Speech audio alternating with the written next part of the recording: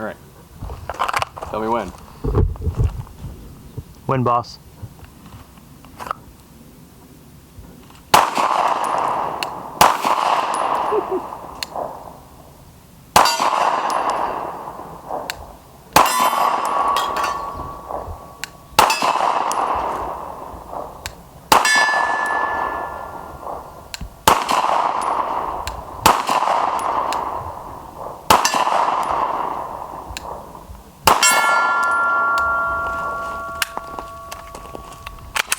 This is the TP9V2, not the TP9SA, not the TP9.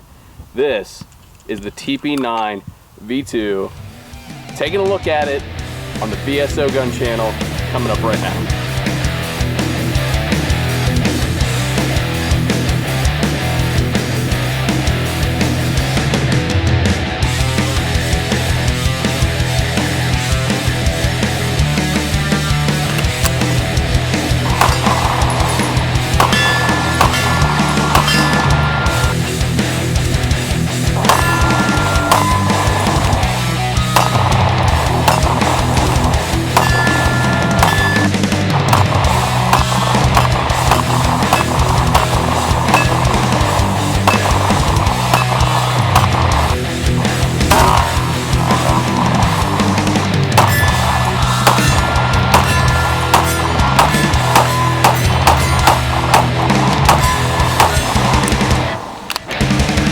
All right, man, first rounds on the TP9V2. So it seems like it took you a little bit of time to get kind of used to it out there. You know, that was your first couple mags, but after you kind of got settled in there, it seems like you were ringing it pretty good.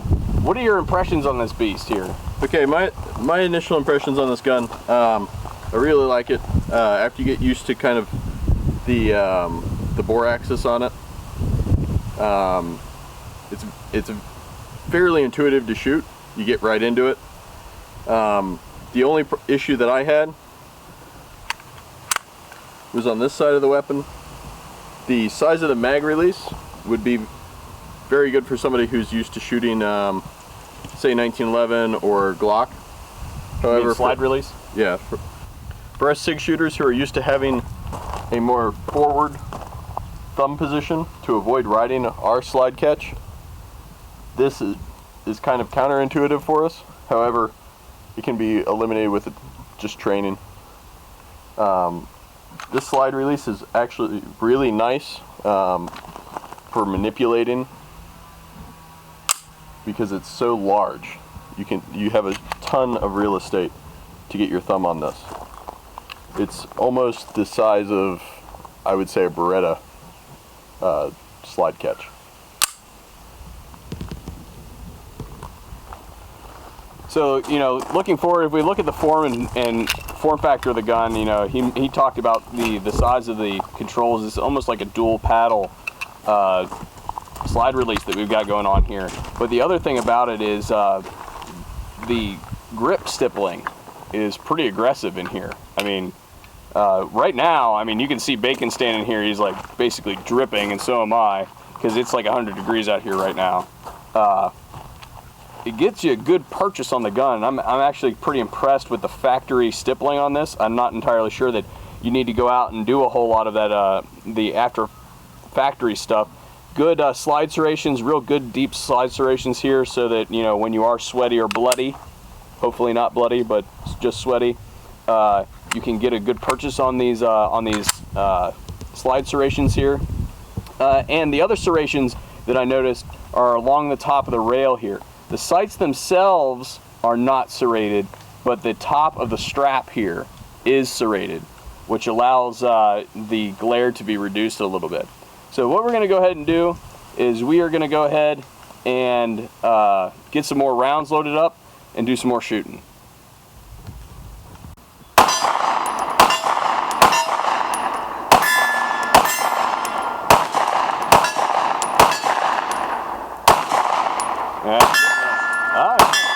Rigging those far ones.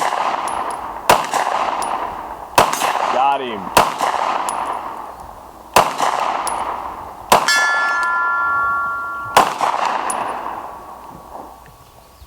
Just ride the release too. must have. It's kind of right there. It is. TP9V2. First time I've ever run this. I unboxed this gun the other day. Yeah. And my first initial right out of the box. One of the things I liked about it has kit, man. I mean, it comes with stuff. Yeah, when we go back over to the shade, we'll make sure we get a shot of that. It's got a lot of stuff in that case. It does. It is, you know, all kinds of good stuff comes with this. But the TP9V2, I tell you, the trigger's a little different, but once you get riding on it, it's not bad. You know, it's got like about an 1/8 inch reset, and it's not bad at all. But I tell you what, this is you know, not a bad handgun, especially for the cost. Oh yeah. I mean, Century's offering this this pistol at between $350 and $400. I mean, come on. I mean, Glocks are another $100 above that. You know? Right. I mean, come on.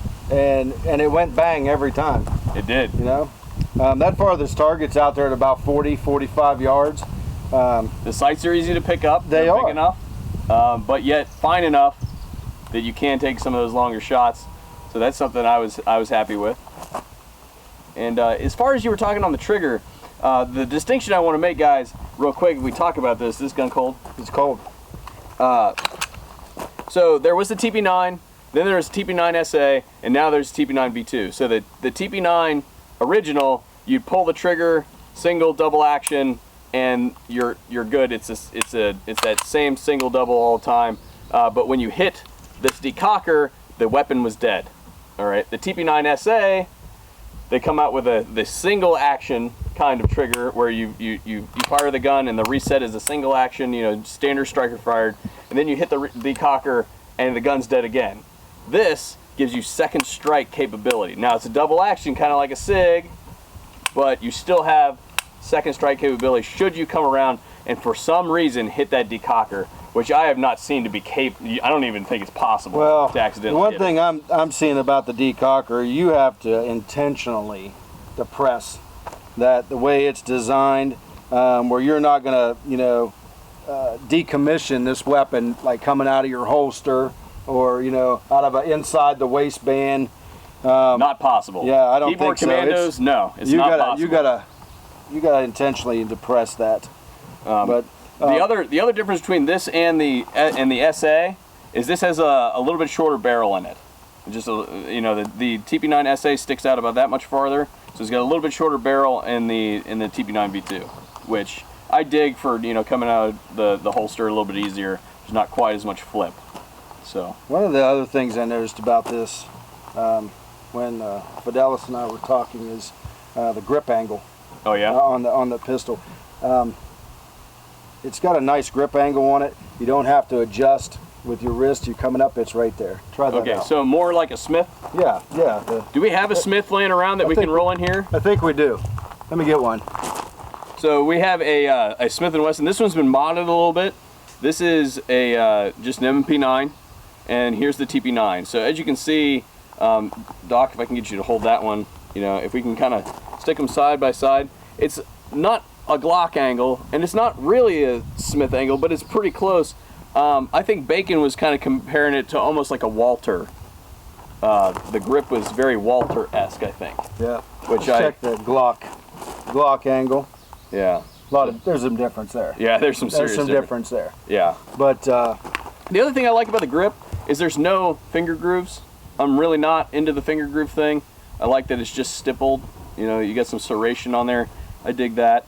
But one thing I did want to remark on real quick. So we talked about the magazine coming with 18+1 capacity from Metgar, like right out of the box. But if you're hard up for magazines, this is a Metgar Beretta magazine. This is designed for like your M92. Check this out, guys. It'll fit and it will chamber, but it will not lock in. So if you are hard up for magazines, you could mod this, and we'll get a shot in here of the difference between the Canik magazines and the Beretta magazines. But if I take this thing and I'm going to do the teacup grip here to hold the magazine in here, so nobody makes fun of me here.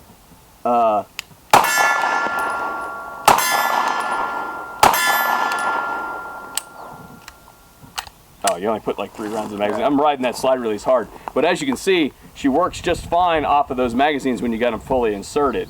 So that's something that if you guys are looking for a little bit extra value, that's something you could do if you're trying to do, you know, if you're a little bit of a do-it-yourselfer kind of guy.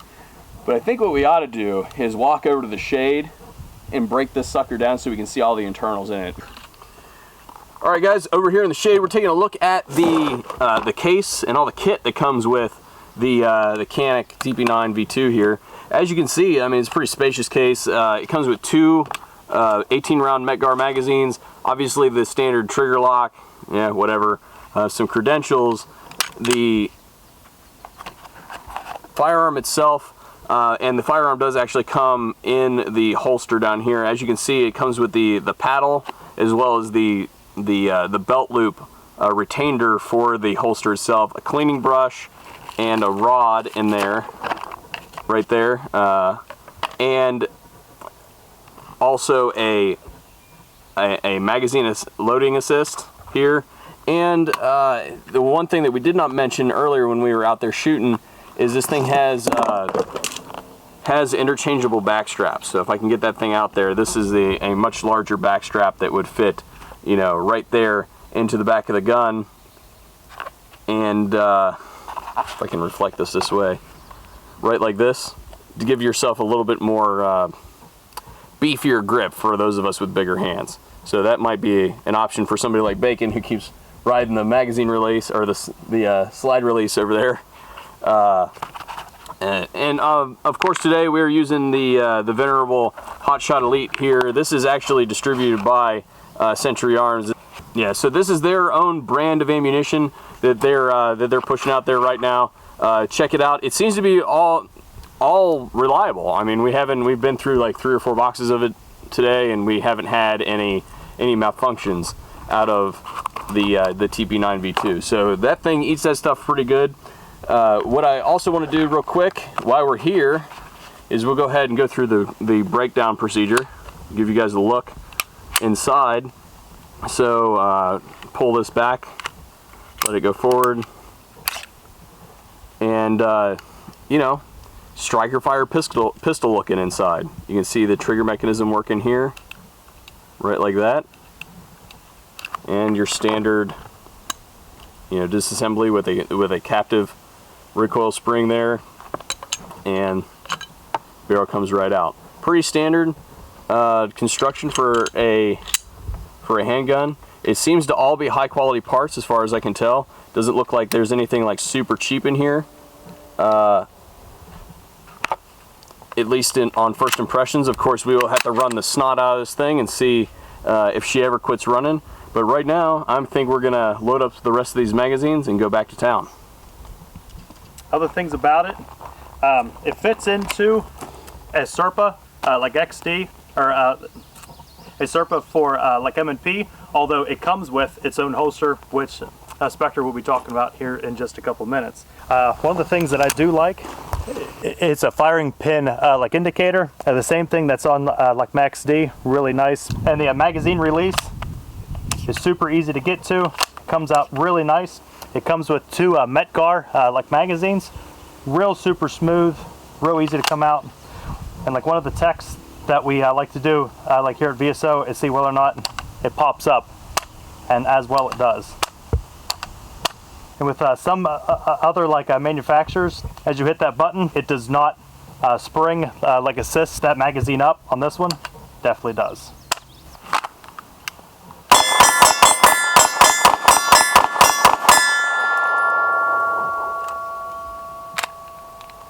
And that is a look at the TP9V2. This thing is available now, imported by Century Arms, the Canik TP9V2 9mm polymer framed handgun. This thing, by all initial impressions, is pretty sweet.